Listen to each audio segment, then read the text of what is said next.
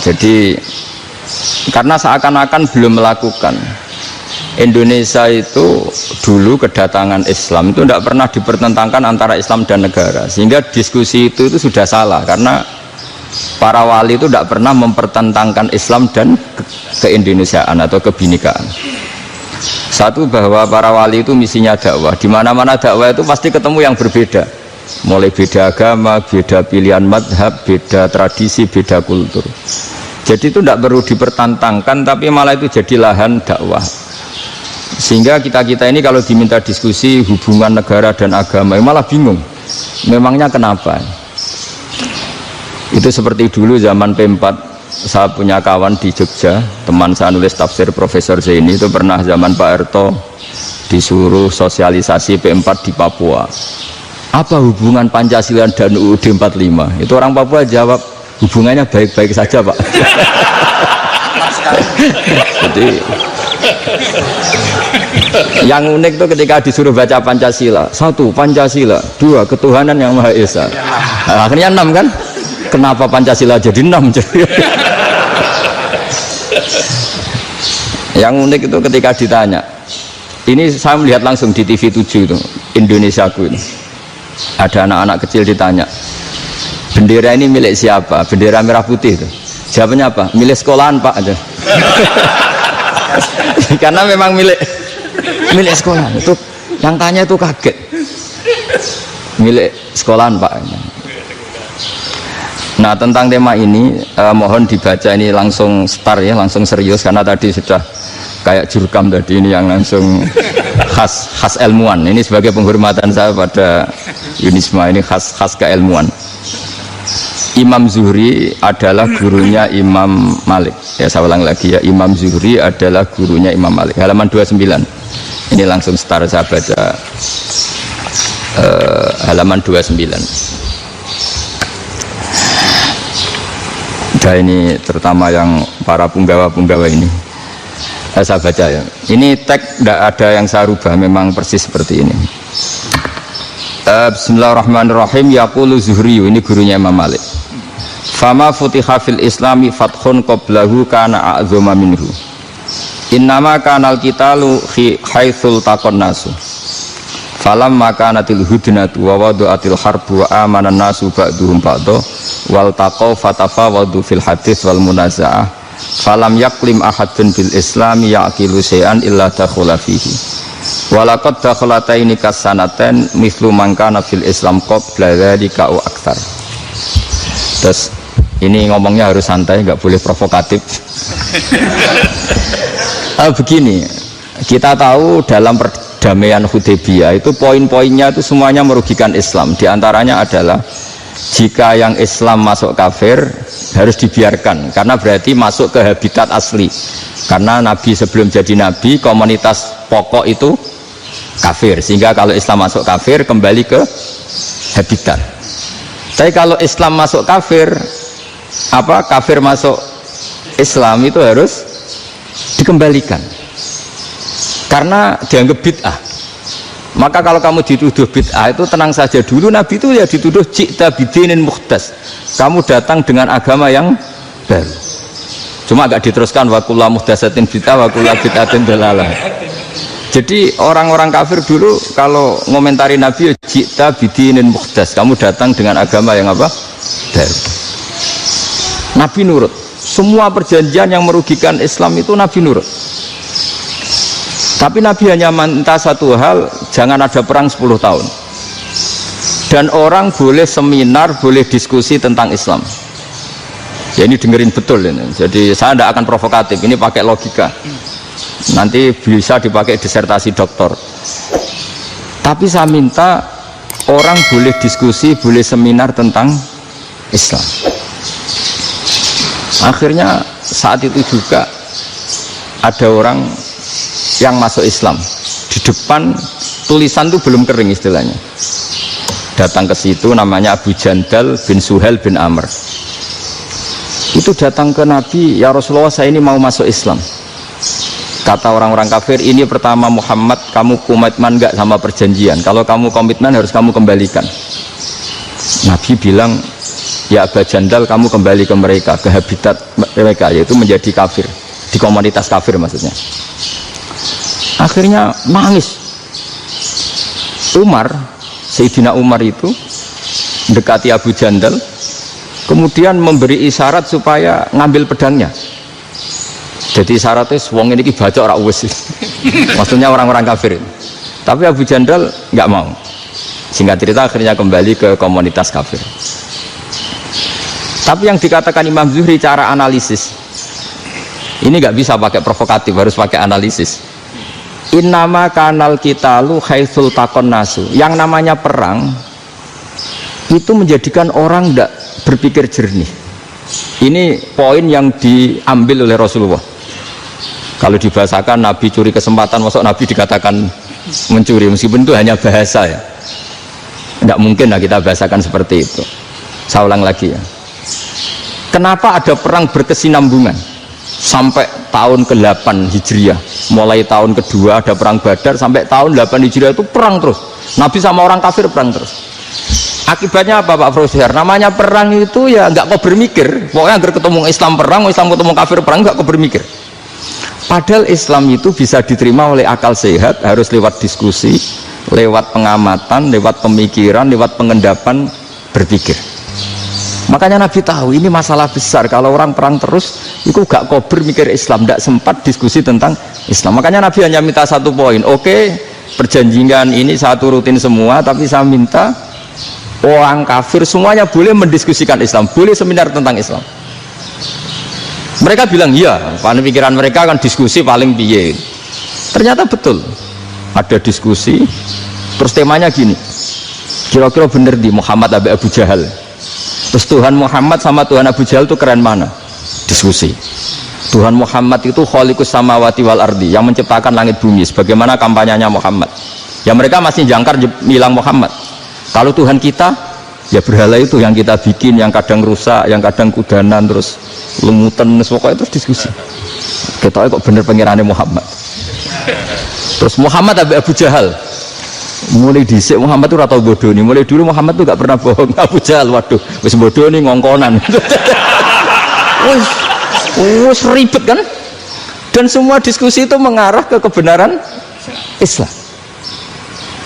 Akhirnya ngomong kafir sing tokoh-tokoh ya cara Jawa yo. Wah, semane jebule masalah ini kan. Artinya gini, kalau kita ingin Indonesia damai, sebenarnya yang untung itu Islam. Karena Tuhan yang menciptakan langit dan bumi tentu gak akan diperbandingkan atau akan dikalahkan oleh Tuhan yang lahirnya saja sudah di bumi. Misalnya kita menjual Tuhan Allah, siapa itu yang menciptakan langit bumi, yang ada sebelum langit bumi, bandingkan dengan Tuhan yang lahirnya di bumi, ada tanggal lahirnya, ada aktenya, itu kan sudah ribet kan. Begitu juga kalau memperbandingkan tokoh, Muhammad itu siapa? Tokoh yang bisa menyatukan pan Arabik, tokoh yang begini-begini, yang sayang istri, sayang keluarga, dibandingkan dengan tokoh Abu Jahal, Abu Lahab yang corong jauh penggaweannya yang ngerugikan orang lain. Akhirnya orang itu mulai tertarik sama Islam.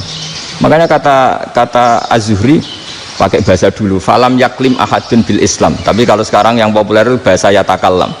Sebenarnya yang benar itu bahasa kalimah yaklimu kalaman, karena masdarnya itu kalam, berarti sulasi nopo mujarrad. Tapi di fiilnya itu mujarradnya enggak kelaku, jadi di fiilnya takallama ya takallamu, tapi untuk masdarnya yang kelaku kalaman. Jadi ini agak unik, agak enggak lazim. Sebenarnya kan takallama ya takallamu takalluman, tapi di masdarnya kalam populer, tapi di fiilnya tidak populer. Saya teruskan ya, ini penting sekali. Jadi menjual Islam, kalau boleh dibahasakan menjual, itu tetap enak dalam kondisi damai. Karena kalau kita perang, itu bawaannya kalau ketemu ya perang. Kalau ketemu perang, sehingga orang itu rakober diskusi dulu. Saat bener Islam sampai kafir itu bener di. Karena tidak kober diskusi, tidak sempat diskusi, orang yang milih yang kafir. Karena yang mayoritas yang kuat. Sementara Islam zaman itu lemah. Ya Nabi itu yang diminta hudnah, yang penting kita damai. Terus orang boleh mendiskusikan benar mana kita dan mereka. Ya setelah diskusi ya tadi kan nggak mungkin Allah yang begitu keren hebat pencipta langit bumi dibandingkan berhala yang mengurus dirinya sendiri saja tidak bisa. Walhasil terus orang mulai tertarik sama Islam dan aturannya nggak boleh dilarang diskusi itu.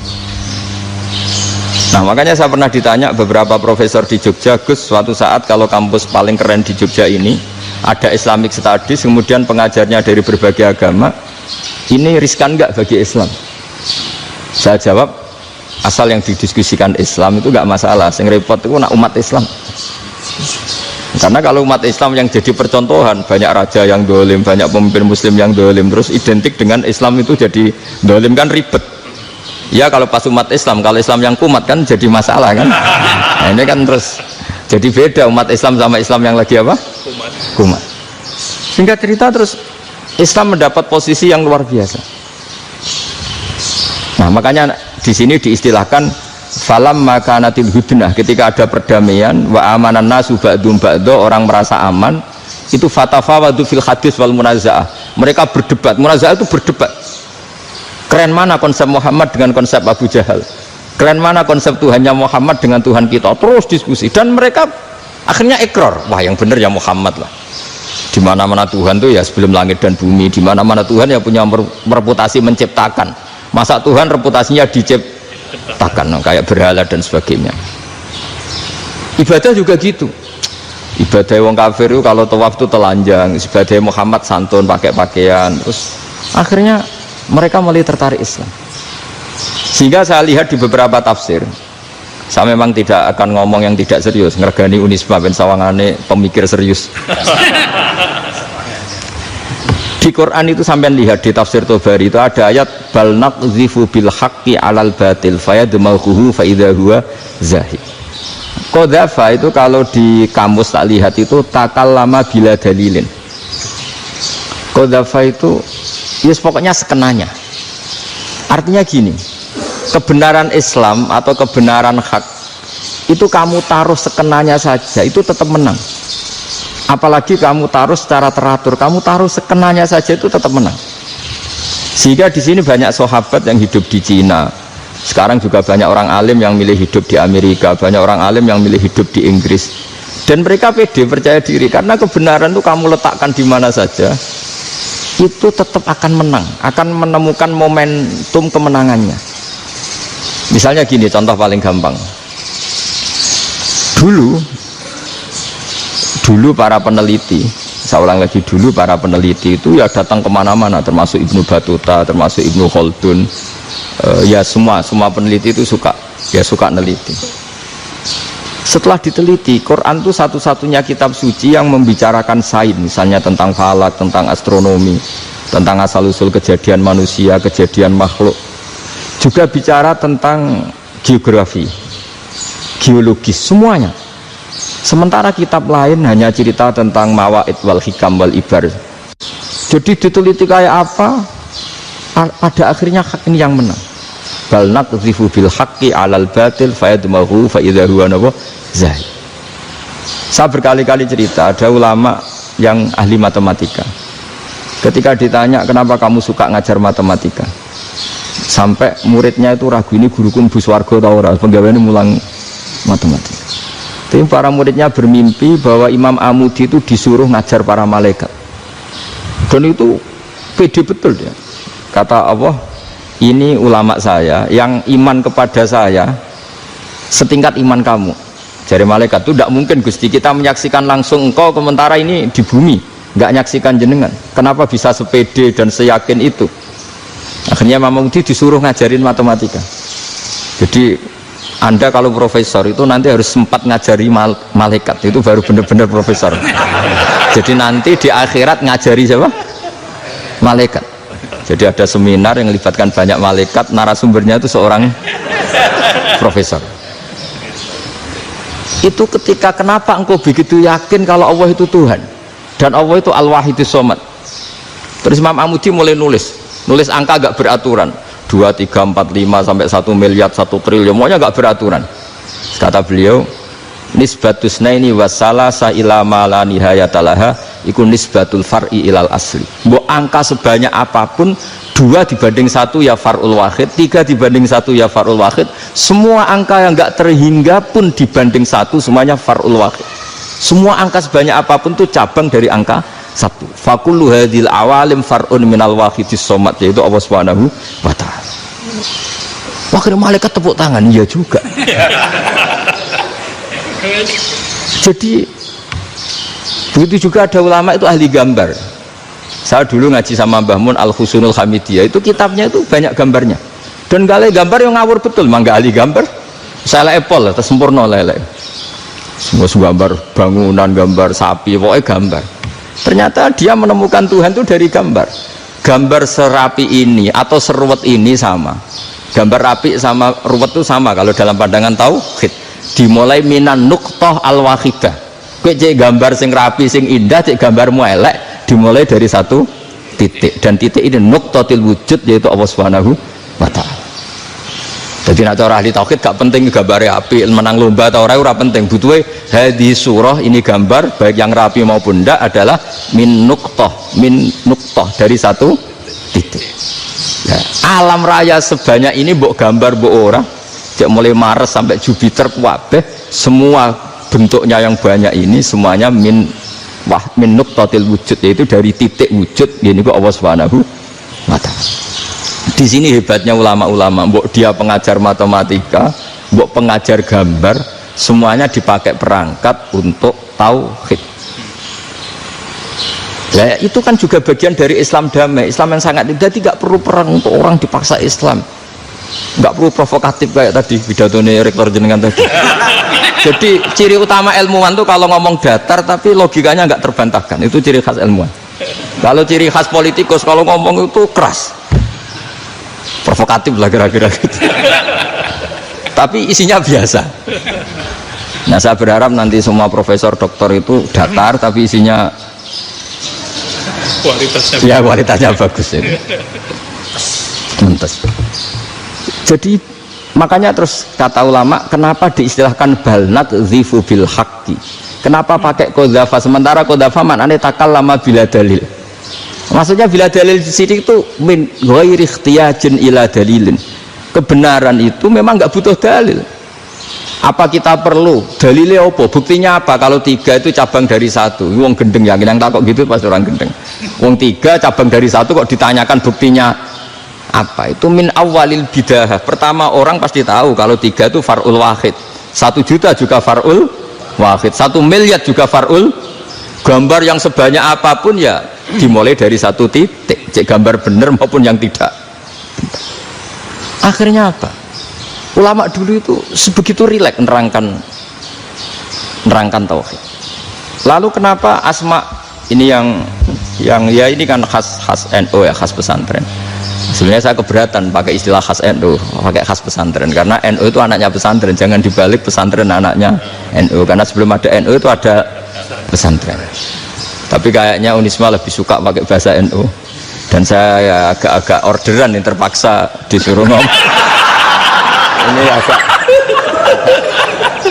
apa ya, agak kacau sebetulnya ini, agak kacau. Jadi NU itu sama pesantren itu tua pesantren. Jadi NU dilahirkan pesantren, bukan dibalik pesantren dilahirkan NU. Sehingga barokahnya didirikan pesantren ini, kadang nyuwun sewu sekali Mbah Hasyim itu kadang ide besar beliau itu ora dituruti wong NU. Jadi Mbah Hasyim cara kula kok dadi Mbah Hasyim ya mangkel. Mbah Hasyim itu ngarangno kentong.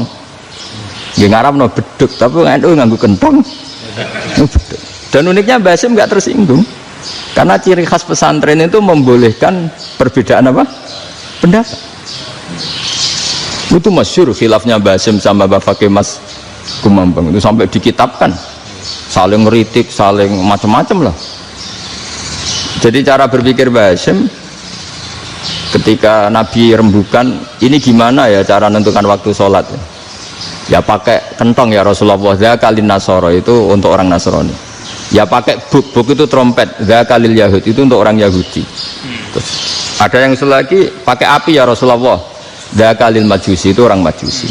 Setelah itu ada orang datang lari-lari cerita mimpi azan tadi, ya itu terus dipakai sarana pemanggilan sholat ya azan itu. Sehingga Mbah Hasyim menolak kentong karena mantas sababi kaumin bahwa beliau keras sekali sampai bilang haram. Beliau judulnya ya haram, Al-Jasus Antakrimin Nakus. Setelah naskah itu sampai ke Mbah Fakih Mas Kumambang di Gresik situ, di daerah Dukun situ. Dulu nggak ada WA ya, jadi sampainya ya lama. Makanya saya sampai sekarang nggak punya WA, karena ya saya ulama kan, kalau WA-an terus ya jadi ulama. Nggak jadi ulama, main WA-an terus itu. Nah itu termasuk rektor nggak kau bermikir itu mesti kebanyakan WA. Karena kan otaknya didikte oleh sesuatu yang masuk. Sesuatu yang dilihat itu kan pasti mendikte kita. Beda kalau yang enggak WA-an kan mikir apa kita yang menentukan. Kalau WA-an kan kita ditentukan.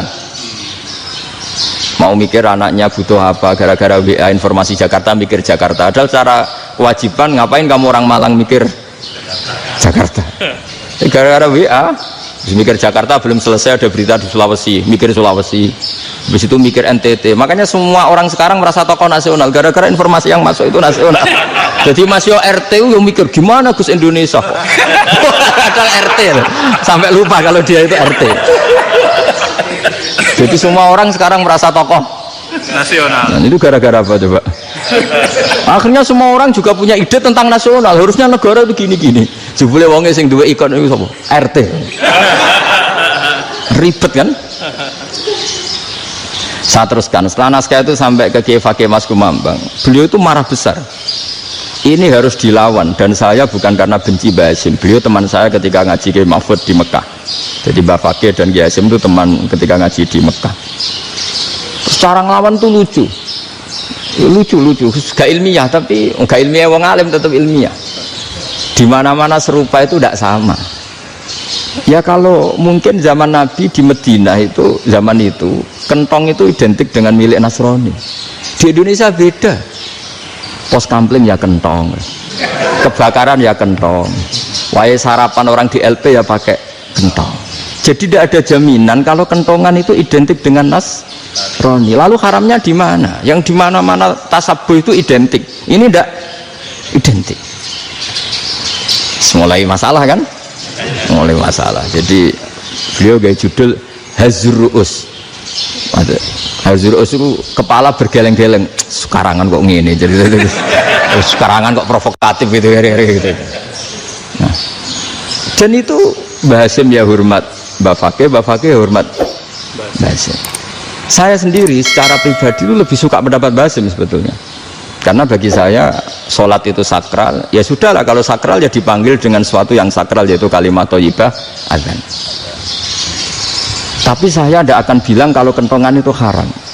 Karena kalau haram alasannya mirip orang Nasrani. Sementara pos kampling ya pakai kentong, ada banjir ya kentong, ada kebakaran ya kentong. Jadi tidak identik untuk misa atau untuk sholat ala Nasrani. Tapi itu dulu ya rileks saja, dua beliau itu ya saling menghormati padahal saling kritik. Dan dulu ulama yang beda madhab itu ya saling menghormati. Imam Syafi'i itu kalau sholat di kawasan Masjid Abi Hanifah ya tidak kunut. Ketika ditanya kenapa kamu tidak kunut sementara engkau berpendapat kunut itu sunat, ikroman di hadal madhab, saya sangat menghormati madhab. Imam Ahmad bin Hanbal itu berpendapat kalau orang pakai bekam, pakai iftisot atau hijamah itu batal sholatnya. Sementara Imam Syafi'i mengatakan tidak batal apa sholatnya atau wudunya tidak batal. Tapi Imam Ahmad itu ditanya, apa kamu makmum Syafi'i? Bagaimana mungkin saya tidak makmum sama wali kutub seperti Imam Syafi'i? Padahal menurut keyakinan Imam Ahmad ini sholatnya batal. Ini habis iftijam udah wudu. Tapi tetap saja beliau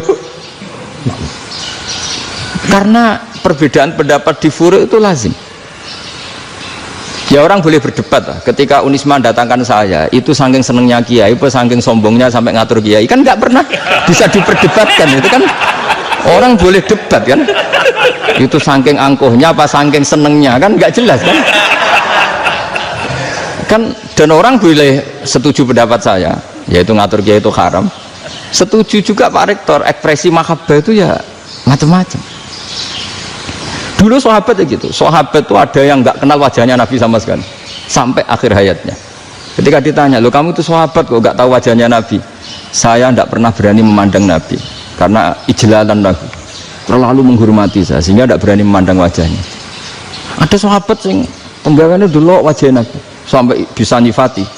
Alfiu faminunil hajub, sampai bisa nyifati detail karena delok wajah Nabi itu ibadah. Ada seorang wali ditanya, kalau kamu di surga ingin nggak melihat Allah? Enggak. Loh, tapi semua orang ingin melihat Allah. Unazzihu dzalikal jamal an-nadhari misli, ben gak elek-elek Allah tak delok terima aku. Wong ra jelas. Berarti kok delok pangeran. Banyak. Jadi justru tapi karena saking takzimnya. Enggak lah, mosok sak aku kok. Makanya saya berkali-kali cerita, menurut kesepakatan ulama, soft awal itu paling baik. Tapi banyak juga wali yang kalau sholat itu di belakang. Koyok paling bener yang gue ngarep gitu. Bayangkan misalnya kamu semangat di soft awal di Masjid Haram, jebule sholatnya salah. Itu dari malaikat, gayanya gue ngarep, jebule raro. Ini di sini-sini wong, jebule bodoh gitu. Gayanya gue ngarep, jebule. Coba orang kalau sowan Mbah Mun, yang berani di depan itu kan ya ketuanya atau jubirnya kan, yang merasa tidak pati pinter-pinter kan mesti di pojokan. Artinya sudut pandang seperti itu ya sah saja, apa? Sah saja. Makanya banyak sahabat yang jarang sowan Nabi, alasannya takut ganggu Nabi. Banyak yang sering sowan Nabi, alasannya seneng Nabi. Yang sowan ya seneng Nabi, yang nggak sowan alasannya seneng. Loh, Nabi itu tokoh, punya keluarga, punya anak. Kalau saya sering sowan berarti sering ganggu. Yang sering sowan dia alasan ini khazanah kita harus istifadah. Jadi zaman dulu dia biasa dua sahabat, yang satu milih mahabbah itu milih sering sowan, yang satu juga mahabbah milih tidak sering. Karena pertanyaannya bisa dibalik kan, sering sowan apa sering ganggu coba. Nabi Abedar, assalamualaikum. Nabi nimang cucunya, assalamualaikum. Ayo bener yang sowan apa bener yang enggak kalau seperti itu. Akhirnya terus diatur sedemikian rupa oleh Quran. Walau annahum sabaru hatta takhruja ilaihim lakana khairal lahum. Jadi sahabat kalau mau sowan Nabi ya nunggu di sufah. Kalau Nabi keluar berarti milik publik, sekali masuk ke dalam tidak ada berapa yang berani sowan. La tadkhulu buyutan nabi illa ayyudzana lakum. Kalau soal sampai masuk dalam harus nunggu dipanggil. Karena sekali Nabi masuk dalam itu milik privat keluarga, milik istrinya, milik cucunya, milik keluarganya. Dan Nabi sekali keluar ke ruang itu berarti milik publik. Itu terus jalan tengah. Karena kalau langsung masuk, bayangkan saya itu sering menyaksikan.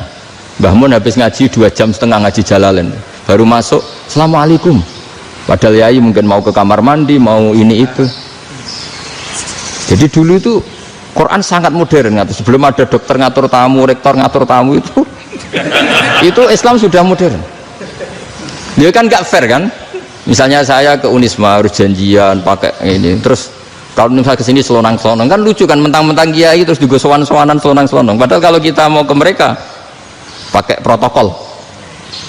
Sering tidak fair dunia ini, tapi karena aku kiai oleh gelo ya sudah. Akhirnya saya memutuskan gak gampang kemana-mana karena itu.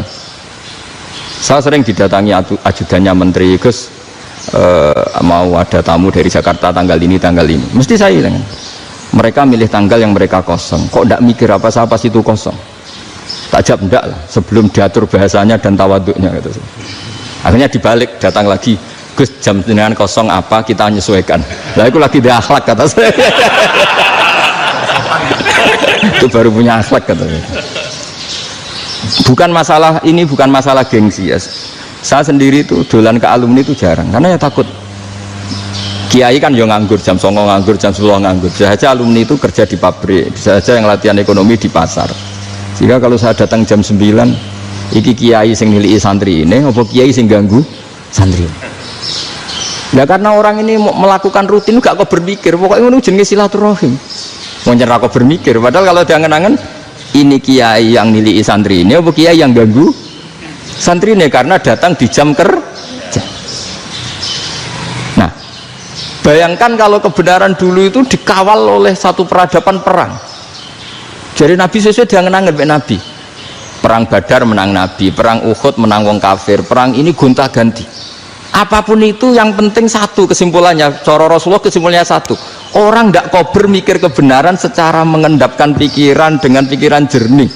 Maka hebatnya Nabi ketika perjanjian pokoknya saya minta nggak ada perang, dan orang yang boleh mendiskusikan Islam. Itu luar biasa idenya Nabi, karena bawaan perang itu orang kan nggak kober mikir. Ibarat seorang misalnya senang satu perempuan, ketemu rivalnya langsung perang kan gak mikir. Tapi kalau kau bermikir, dia ngenangen cawe wedok iku ora seneng aku. Untungnya apa untuk wong ayu ora seneng, malah mau loro hati. Terus sudahlah, buruan dialihkan kemana kan gitu. Itu nak mau amen WA nan tukaran lewat SMS atau tarung langsung ora kau bermikir. Tapi kalau kau bermikir, akhirnya berpikir nih. Perempuan tadi sebenarnya yang disenangi siapa? Oke, ternyata senang Pak Erick. Sudah kita ngalah. Karena tidak ada nikmatnya kan menikahi perempuan yang sama sekali tidak mencintai kita. Tapi kalau nak kau berpikir pokoknya diprovokasi, wah gue kalah mbak A, gue kalah mbak B, pikirannya kan ojo sampai kalah. Bareng wis menang ternyata ada emas lah. Nah bayangkan Islam itu seperti itu dulu, dipertarungkan. Luang Islam itu dinu aklin, agama yang diterima dengan akal sehat. Tapi sekarang ukurannya perang, yang menang berarti benar, yang menang benar, kan terus jadi repot. Itu Nabi tidak ingin, makanya Nabi ingin sudah lah, nggak ada perang. Nah, makanya kata Imam Zuhri, fathul Islam terbaik adalah orang boleh diskusi tentang Islam dan tidak ada perang. Lagi-lagi penting, tidak perang itu penting, silmun itu penting, perdamaian itu. Setelah tidak ada perang, akhirnya fatafawadu fil hadis wal munazah, orang boleh diskusi apa saja, termasuk boleh adu polemik. Konsep satu Tuhan dan Tuhan banyak diperdebatkan. Akhirnya Nabi secara rileks bisa menjelaskan. Muhammad, urusan kita banyak, kalau Tuhannya satu tidak cukup, Tuhan harus banyak untuk menyelesaikan berbagai urusan. Ada Tuhan bagi rektorat, bagi macam-macam kan, ada Tuhan untuk ngurusi utang, ngurusi BPKB, macam-macam. Terus kata Rasulullah, enak saja Nabi jawabnya, ya kalau kamu punya majikan banyak, perintahnya beda-beda, kamu mangkel enggak, bingung enggak? Ya susah mat, kalau majikannya banyak, perintahnya beda-beda, kita jadi repot. Seneng mana? Seneng majikan satu. Ya sudah, Tuhanmu itu majikan kamu, kalau Tuhannya banyak perintahnya macam-macam, kamu yang repot. Akhirnya ya sudah mat, Tuhannya satu aja. Yaitu yang itu ya barokahnya diskusi tadi, barokahnya enggak perang. Daraballahu mathalan rajulan fihi syuraka'u mutasyakisuna wa rajulan salamal lirajul hal yastawiyani masalah. Terus alhamdulillah. Jadi orang yang paling kafir pun saat itu taslim. Nah ini kembali ke kalimat la ilaha illallah. Saya tidak perlu provokatif, pasti teori saya itu benar. Bukan saya bilang benar itu karena sombong, enggak. Ini sesuai teks. Misalnya begini, benar enggak kelompok takfiri yang suka ngafirkan orang lain? Itu pasti tidak benar. Logikanya gampang. Orang yang kafir 70 tahun saja dengan melafadzkan la ilaha illallah menjadi muslim. Masa dengan kalimat yang sama yang muslim menjadi kafir? Itu logikanya kan enggak ketemu. Orang kafir 70 tahun untuk menjadi muslim disuruh baca apa? La ilaha illallah. Tapi gara-gara baca la ilaha illallah nyekel patok jadi kafir. Pertanyaannya, loh ini kalimat apa? Kalimat untuk mengkafirkan apa kalimat untuk mengislamkan? Karena yang kafir dengan kalimat itu menjadi Islam, ternyata yang Islam dengan kalimat itu menjadi kafir. Itu ketemu nggak? Cara logika itu kan nggak ketemu kan? Makanya cara pikirannya Abul Hasan Asyadzili, dan saya setuju pikiran itu. Istighfar ini boleh orang Jawa Timur protes karena kadang beda manhaj, tapi jangan protes saya, protes Abul Hasan Asyadzili, kualat mesti sampean. Ketua Torekoh napa? Sadiliyah. Cara madzhab Sadili, dan Anda boleh berbeda madzhab, mencari khasnya wong kampus wani beda. Beda kapasitas lah, pokoknya butuhnya beda. Dan ketok pinter, ketok kritis tuh. Cara madzhab Abul Hasan Asyadzili itu gini Pak Rektor. Jadi istighfar itu baik, tapi ba'da kamali tauhid, setelah tauhidnya itu benar. Alasan beliau masuk akal. Ketika ada ayat fa'alam annahu la ilaha illallah wastaghfir li dzambik, bihadil kalimah. Jadi orang boleh istighfar setelah tauhidnya benar. Alasannya Abul Hasan Asyadzili begini. Qul lil ladzina kafaru iyantahu yughfar lahum ma qad salaf. Katakan kepada mereka yang kafir, sekali mereka tidak kafir, maka otomatis dosanya masa lalu diampuni. Pertanyaannya, yang bisa menghentikan kekafiran itu kalimat apa? La ilaha illallah. Dengan hanya melafadzkan la ilaha illallah Muhammadur Rasulullah, langsung yufar lahum ma qad salaf, langsung dosanya diampuni. Berarti yang menjadi pengampun dosa lah, penyebab pengampunan itu apa? La ilaha illallah. Itu bahkan orang kafir belum istighfar. Di ayat itu kan Allah gak mensyaratkan setelah la ilaha illallah istighfar baru diampuni, enggak. Asal la ilaha illallah langsung yufar lahum ma qad salaf. Saya ulang lagi ya, jelas ya. Jadi kulil ladzina kafaru iyantahu yufar lahum maka. Nah sekarang iyantahu, mereka berhenti dari kafirnya. Syaratnya pakai apa? La ilaha illallah Muhammadur, itu langsung yufar lahum maka. Artinya apa? Ghufranullah itu bisa didapat hanya dengan mujarrodut tauhid, yaitu hanya dengan melafadzkan kalimah thayyibah. Dan sahnya istighfar juga berdasar kalimah thayyibah itu. Misalnya gini, orang kafir sebelum Islam melafadzkan astaghfirullah, astaghfirullah, astaghfirullah, kira-kira diterima enggak? Enggak kan? Karena syaratnya istighfar ba'dat tauhid. Nah makanya dalam mazhab Sadzili istighfar itu setelah la ilaha illallah. Karena cara pandang ya seperti itu. Jadi fa'alam annahu la ilaha illallah wastaghfir li dzambi. Jadi dengan kebenaran tauhid saja ini sudah cukup kita insya Allah layak diampuni. Karena innallaha la yaghfiru ayyushraka bihi wa yaghfiru ma duna dzalika liman yasha. Jadi orang yang tauhidnya benar itu bisa diampuni Allah asal tauhidnya benar. Itu Allah ngendikan liman yasha wa yaghfiru ma duna dzalika liman yasha. Dawe Imam Suyuti walam yakun liman yastaghfir. Jadi orang yang bertauhid secara benar meskipun gak sempat istighfar itu tetap potensi diampuni. Karena bawaan tauhid itu sudah menjadi layak diampuni. Kayak orang kafir sekali ngelafadzkan kalimat tauhid, mbok gak istighfar langsung diampuni. Nah, karena melihat seperti itu, terus orang berlomba-lomba memperbanyak jumlah ngelafadzkan la ilaha illallah. Jadi kita yang alim, kita semua, saya tidak bilang saya, kita, termasuk yang di pinggir-pinggir saya, ngaku alim nggak masalah lah, soalnya. Kita semua yang alim-alim itu tahu bahwa la ilaha illallah itu super. Sudah bawaannya tauhid, juga punya kelayakan diampuni. Nah kemudian nasib kita agak sial, malah kalimah ini dituduh bid'ah, dituduh khurafat. Mergo Nabi nggak pernah tahlilan, Nabi nggak pernah tahlilan. Kalau diartikan Nabi ratau maca la ilaha illallah, aneh gak kalimah itu. Nah, ini provokatif ini. Jadi ini sudahlah keanehan-keanehan ini kita terima karena ciri utama wali, ciri utama ulama itu wa udhu fisabilillah, harus pernah disakiti. Jadi kalau Unisma sakit kalau dituduh apa? Dituduh bid'ah itu berarti belum calon ulama. Kan calon ulama itu wa udhu fisabilillah, harus disakiti. Jadi kalau kamu disalahpahami itu ya harus santai. Provokatif tadi. Iya, termasuk provokatif tadi. Termasuk diatur tadi itu. Jadi kalau cara berpikir kan, karena mereka itu memang kalau kita turutin itu memenya itu terlalu, kadang menghujat kita itu enak ya jadi GNU, ada orang mati datang, kiainya dapat makan, dapat rokok, terus pulang gitu. Jadi apa, terus kita kayak tersangka terus. Kita kan kayak tersangka terus gitu. tertuduh terus itu. Terus yang orang NU ya memenya juga nggak kalah ekstrimnya. Boleh ya ajaran orang nggak boleh ngasih kiai gitu. Berarti boleh dong ajaran kikir gitu. Jadi memang kadang apa ya, cangkem elek lah bahasa kasarnya itu. Itu memang kadang lebih mengenakan. Kalau kita datang ke acara mayat kan dapat makan, dapat minum. Kalau yang sohibul bed rokok ya dapat rokok. Kalau kiainya dapat wajib, kadang 20.000, kadang 50.000. Terus memenya itu kok setega itu ya, ada orang meninggal kok malah kita makan-makan. Seakan-akan kan kultur ini biadab kan gitu. Tapi yang orang NU kebalikan bales. Oh ternyata nggak boleh ya mayat disodakoi. Ternyata nggak boleh ya orang dermawan. Berarti Islam membolehkan medit ya gitu. Yang mau ini kan tangan-tangan itu luwih mandi timbang takbir ya kan. Karena ini kan memicu emosi kan. Memicu apa? Emosi. Nah tapi saya kalau disuruh bela mana itu tidak ada yang saya bela. Ya seorang sudahlah, kalau mau nganggur saja sudah itu bisa.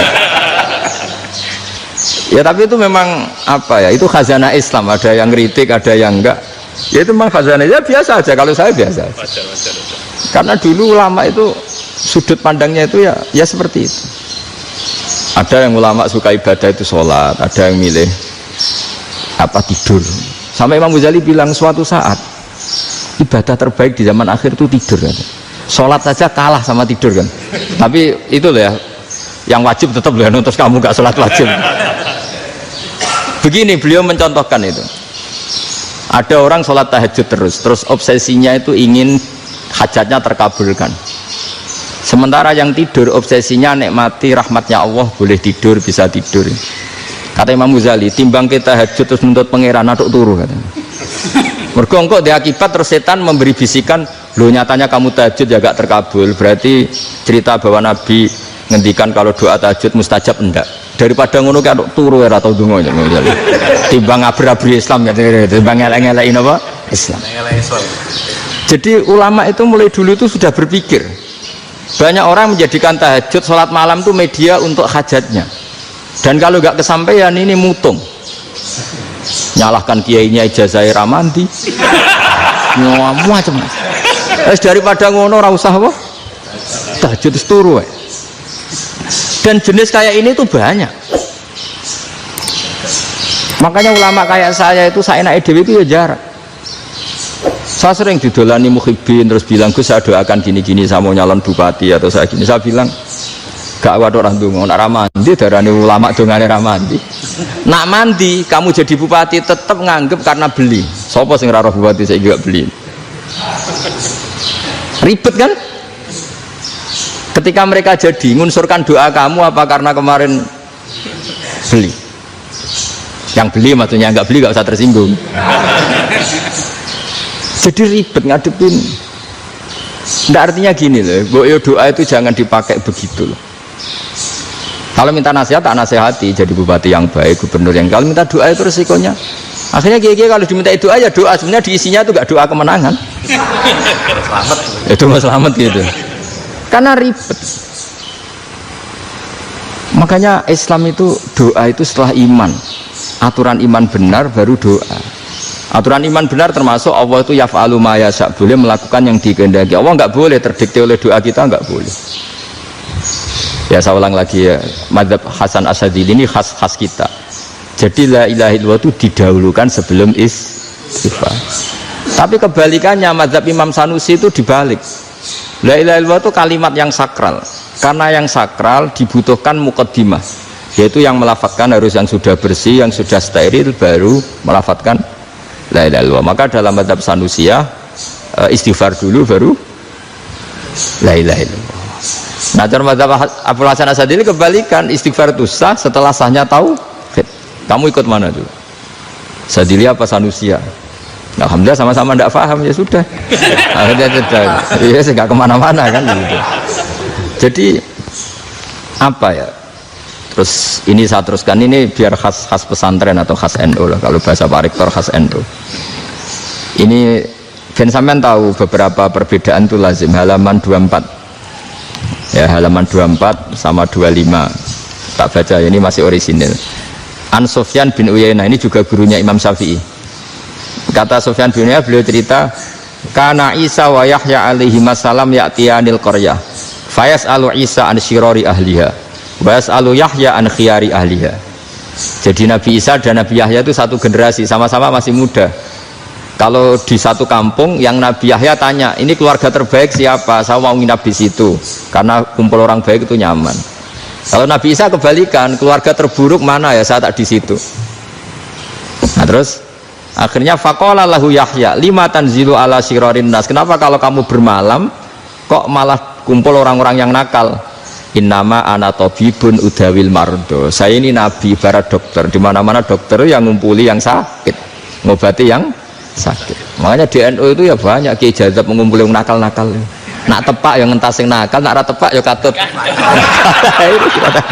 Ini adu nyali lah sudah gitu. Tapi itu ada ilmunya, yaitu niru Nabi siapa? Isa. Kalau kamu dokter penelitian itu cari daerah yang banyak pandemi apa yang bersih? Yang banyak pandemi, karena yang namanya penelitian ya di situ kan. Kalau kamu dakwah ngentas kemiskinan, ke daerah miskin apa daerah kaya? Nah, sama kalau ngentas kefasikan, ke daerah fasik apa daerah orang soleh? Fasik. Ya, tapi itu Nabi Isa. Nah, kalau kamu tidak Nabi kan potensinya kan ngadut itu. Tapi setidaknya bahwa kita sering disalahkan karena punya beberapa tokoh yang ngancani fasik-fasik, itu sebenarnya ada dalilnya, yaitu Nabi siapa? Isa. Nah terus masalah tegas dan lunak. Ketika ada mahasiswa misalnya pacaran, boncengan lanang dan perempuan, Itu pilihan kita apa? Kalau tegas, terus gak mau mendengar kita. Misalnya gini, contoh gampang, tak beri contoh Pak D. Jangan orang tua, nanti secara fikih itu beda. Nah ini kan kita orang pesantren, biasa ngaji fikih detail. Kamu Pak D seorang perempuan, mahasiswi misalnya, sering pacaran. Setiap ke situ sama pacarnya kamu diam saja. Padahal kamu dosen keislaman. Mesti pawanaan kamu nyimpulkan, ternyata pacaran itu tidak apa-apa. Buktinya Pak D itu tidak negur, menengah. Ini berarti as-sukut alal mungkar. Tapi kebalikannya, Pak D ini terkenal keras. Nak rono mesti raja aku ponaan. Akhirnya yura rono, mesti ngerti nak mesti diamuk. Nah, dua orang ini sama-sama gagal kan? Yang lunak menjadikan ponaannya pacaran terus karena enggak negur sehingga dikira membolehkan. Sing keras juga enggak sempat bina wong rono era wani. Akhirnya dua orang ini sama-sama enggak ketemu, sama-sama enggak berkesempatan membina kan? Gagal membina kan? Karena yang keras ponaannya enggak pernah situ, berarti enggak bisa bina kan? Yang lunak membiarkan berarti juga ada bina. Nah, Islam itu antara dua itu. Ya agak terlalu lunak, nggak terlalu keras. Karena kalau terlalu keras, misalnya ada kiai terlalu keras, lu masyarakat mau tanya itu gimana? Lari kan? Saya ini punya pengalaman pribadi. Saya ini kan kecelok orang alim. Itu kalau pernah ya saya itu berusaha ya pokoknya ya umumnya orang alim lah, tenang terus anteng, nggak gejlok-gejlokan. Itu nggak ada yang tanya. Saya mimpi ketemu beberapa ulama itu disalahkan. Terus umat saya kalau mau tanya itu ke siapa? Wong alim wis wibawa, meneng tambah banget wibawane. Malah Quran sering gojlok rektor macam-macam. Terus wong wanita kok, saya biasa ke pasar pandangan dicegot orang. Gus, putri saya itu sering keluar darah tapi melebihi batas haid gini-gini. Kalau badhe sowan jenengan, gak usah sowan ning kene mbek ngadeg-ngadegan. Terus tanya, yang haid berapa hari, Gus? Ya supaya rudat ilal adat sebelum dia punya penyakit istihadah itu berapa? 6 hari ya sudah, kembali 6 hari lainnya mustahadah, tetap sholat, tetap normal. Itu kalau saya wibawa mau pasar gue tasbih dulu iku mesti wong salaman njaluk donga yakin tapi baru kayak rada uraan ketemu wong-wong dulu pening ndi maaf pening ndi Gus beneran Gus ketemu jenengan kula wingi badhe tua kok ini tanya jadi uraanku iku amdan lho nek sampean asli asli uraan karena ada uraan lah tetap tidak wibawa kan. Jadi baru kayak uraan itu ya banyak. Saya tuh kalau ngantor di Jogja itu banyak orang yang tanya. Ya biasa tuh tanya macam-macam. Karena saya uraan. Ke pasar ya orang, bahkan di bis sering ketemu orang. Wah beneran Gus kalau badhe sowan jenengan badhe tanya ini. Ya sudah di sini aja. Jadi semua itu diilmoni. Nabi itu punya sisi yang dua-duanya jalan. Memang beliau luar biasa, dipilih Allah yang luar biasa. Nabi ketika wibawa itu banyak sahabat yang bahkan mengenali wajahnya aja tidak bisa. Ka'anna ala ru'usihim at-tayr. Bayangannya seakan-akan di kepalanya itu ada burung yang takut terbang, saking antengnya. Tapi Nabi sekali mengeluarkan job, sekali santai, itu sahabat tanya itu sampai yang nggak pantas ditanyakan. Nabi saat tadi kumpul istri saya, tapi tidak inzal itu wajib mandi ndak. Aro'aita law anna ahadana ya'ti imra'atahu wa lam yunzil. Itu ya ditanyakan. Nabi pun kumpul mboten saged inzal sepundi. Guys metu lagi. Terus ya ada yang tanya macam-macam. Ya saking ada sahabat dipanggil Nabi tambah lari, dipanggil lagi tambah lari. Panjenengan nyeluk pas kula kumpul bojo kula. Lah kula kuwatir jenengan orang suci, saya belum mandi, makanya saya lari. Nabi ngendikan innamal mukmin thahir, ya nak masalah ketemu kiai ra apa-apa ijek junub. Sementing kok nak salat ya adus sik. Tapi Nabi sekali pakai mazahirul jalal, tapi pakai wibawanya, itu orang enggak berani ngomong. Tapi sekali Nabi rileks, itu orang bisa tanya apa saja, termasuk halal yang enggak pantas. Lalu ada sahabat itu tanya lucu, tanya Maimunah. Maimunah itu ya cantik tapi sudah agak tua lah. Maimunah, ya umal mukminin, hukumnya ngambung bojo pas Ramadan ubi. Wah gak roh aku, gak tahu diambungkan Nabi pas Ramadan. Tanya Saudah, malah orang-orang diambung. Kalau Saudah itu kan istiwa itu. Lucunya istrinya jawab, tanya Aisyah yang mungkin Nabi, iya yang mungkin tanya Aisyah. Itu yang usul ya istrinya Nabi Maimunah. Selalu Aisyah, tanya be Aisyah. Ya Amiral, ya umal mukminin gini-gini. Aisyah yang cantik masih perawan kan. Qabbalani Rasulullah wa oh Nabi biasa ngambung-ngambung pas Ramadan dan beliau tetap puasa. Akhirnya fakih ngarang kan wa takbil fi Ramadan wa tublah la tubtilu shauma ngambung ora. Iku udah biasa di sini. Ya nasi bojone ayu. Nah ini artinya seasik itu. Jadi garwane Nabi sing ngrasa rodok tuwa. Wah, aku ora tahu ya. Kok Aisyah. Serilek itu dulu itu.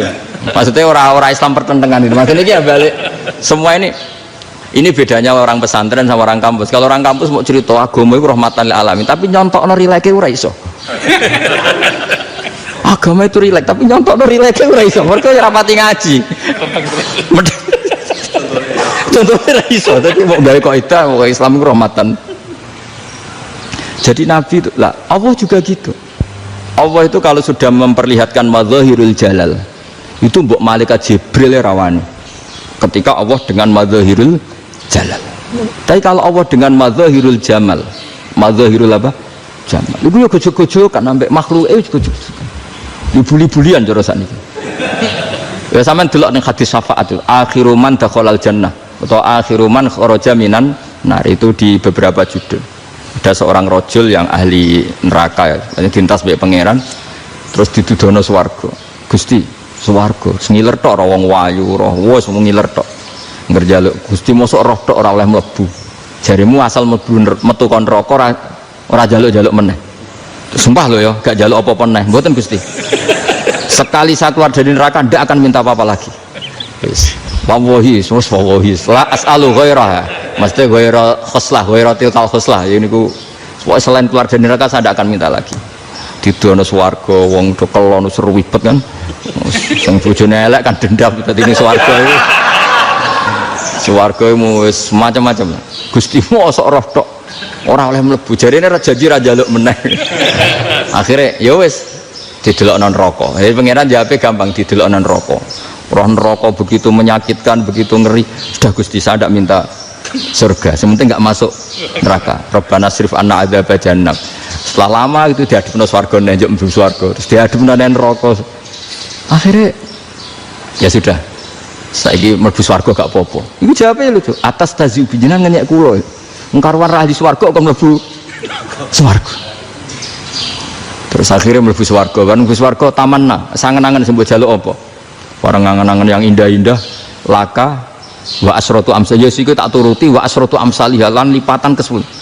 Jawab wong lanang ya lucu. Atas tazi ubi wa anta rabbul alamin. Jenengan pangeran kok ngenyekan. Maksudnya wis karuan aku ora pantes.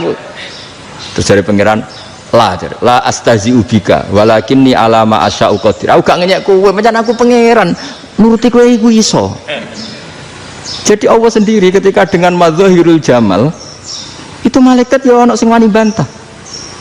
Masyhur itu kan malaikat yang bantah pangeran atas alufia mayufsidu fiha wa yasfikut dima. Karena Allah dengan madzahirul jamal. Yang paling masyhur Nabi Musa. Nabi Musa itu ketika Nabi Mi'raj. Nabi Mi'raj itu beliau kira-kira di langit keempat lah yang masyhur atau kelima. Melangkahi. Nabi Musa menangis, "Ya Rabbi ini apa-apaan? Orang sing ja'a ba'di kemudian melangkahi makom saya ini apa-apaan?" Jadi Nabi Muhammad kan apapun hebatnya kan junior. Kok melangkahi makom saya ini apa-apaan? Enggak fair. Sampai Nabi Muhammad itu tanya gini sama Jibril, reaksi Allah gimana ketika melihat Musa seperti itu? Jawab malaikat Jibril lucu. Ya roh hiddatahu, Allah sapal gayane Musa. Biar. Jadi lucu. Ya dibiarin aja sama Allah. Tapi yang jenenge Nabi Musa itu kekasihnya Allah, tetap berkah bagi kita. Betul. Ketika setelah Mi'raj diwajibkan sholat 50, gentenan Nabi Musa kelihatan nabinya. Sebenarnya Nabi Musa itu sebetulnya loh, gak nguntungkan kita sebetulnya, tapi yang nguntungkan. Sebenarnya tidak niat nguntungkan kita, tapi nguntungkan. Nabi Ibrahim kan di langit ke-6, keren lah. Konti dong ketemu Allah ngeten-ngeten kan sholat seket. Karena Nabi Ibrahim terkenal Nabi baik, ada bantah. Bareng Nabi Musa. Kenapa diceluk pangeran? Kula kan salat ping 50. Inna ummataka la tutiku dalik. Wah, gak kuat umat. Serai-rai gak umatmu ora ngarah kuat 50 rokaat. Tapi sebenarnya Nabi Musa itu niatnya bukan membela kita. Fa inna ummati la umatku sing gagah-gagah ra iso meneh umat. Berarti sebetulnya ya Itu masih pakai gengsinya gitu. Wes ngono-ngono lah sementing kita untung. Ya, sebetulnya dia itu nggak terima. Wong umat saya aja yang lebih kuat, nggak kuat apalagi umatmu. Dan terus sebutin, irji ila rabbika fas'alhu takhfif. Itu berarti Allah dengan madzahirul jamal. Sudahlah, datang ke Allah minta keringanan. Allah itu baik. Minta, enggak Allah diringana mau 5 tok, jadi cek 45. Balik ke Nabi Musa, piro 45, cek ra kuat umat. Wong umatku ra kuat, jadi sebenarnya dia bilang umatku ra kuat. Lho cara Nabi Muhammad model wong Malang, yo beda umatku mbek umatmu. Ribet kan? Beda. Lho Nabi Muhammad kan enggak seperti itu kan? Enggak punya akhlak Malang kan, akhlak. Maksudnya akhlaknya mujur itu, akhlak yang baik gitu. Ya akhlak yang mujur, bukan yang Malang gitu. Jadi Nabi ya manut. Tinggal 40 kan, dikurangi lagi 35 sampai 9 kali kan, masyhur itu. Ya kan kalau dikurangi 55 kan berarti turun naik kan 9 kali. Itu setelah 5 itu Nabi Musa cek usul masih ragu. Itu cara Nabi munggah nentek. Ini entek ya. Terus iya doa tuntas betul. So bebas. Terus munggah ado-ado laopo. Ngapain itu? Akhirnya Nabi Muhammad sudah sampun ya kalimah Allah, saya ini malu sama Allah Musa. Sudah 9 kali dan diturutin terus. Jadi Allah kalau dengan madzahirul jamal itu Nabi Musa biasa nego sama Allah. Tapi ketika Allah dengan madzahirul jalal itu Nabi Musa enggak berani. Yaitu di hadisus syafa'ah. Hadisus syafa'ah ketika manusia datang ke Nabi Adam, ya tuna Adam. Ya Adam anta abul basar ngene isfa'li ana inda rabbik. Kamu saya minta mensafaati kita. Nabi Musa, Nabi Adam inna rabbi qad ghadibal yawma ghadaban lam yaghdab qablahu mislah wa la yaghdab ba'dahu mislah. Ini Allah sedang murka besar dan tidak akan murka seperti ini lagi. Sudah saya tidak berani, nafsi. Nabi Ibrahim enggak, termasuk Nabi Musa ketika di itu ya enggak berani. Karena Allah dengan madzahirul jalal. Itu Nabi Musa enggak berani. Sudah saya sendiri itu pernah salah. Yaitu saya membunuh seseorang yang enggak disuruh oleh Allah membunuh itu. Yang pas jotosi orang Kipti. Akhirnya datang ke Nabi Muhammad. Pas ke Nabi Muhammad Allah dengan madzahirul jamal. Apa dengan madzahirul jamal sampai Kanjeng Nabi ngendikan analah saya akan memintakan syafaat kalian. Terus fa ahmadu rabbi bima hamida allamaniha rabbi. Saya muji Allah dengan pujian-pujian yang orang lain tidak tahu, hanya saya yang diajari, kata Rasulullah. Nah di sini menurut banyak ulama termasuk kitab yang saya baca, kenapa Muhammad sebagian namanya Ahmadu. Itu dari af'al tafdil eva Muhammadun Ahmadu min ghairihi. Muhammad Rasulullah itu kalau muji Allah di atas cara mujinya Nabi yang lain.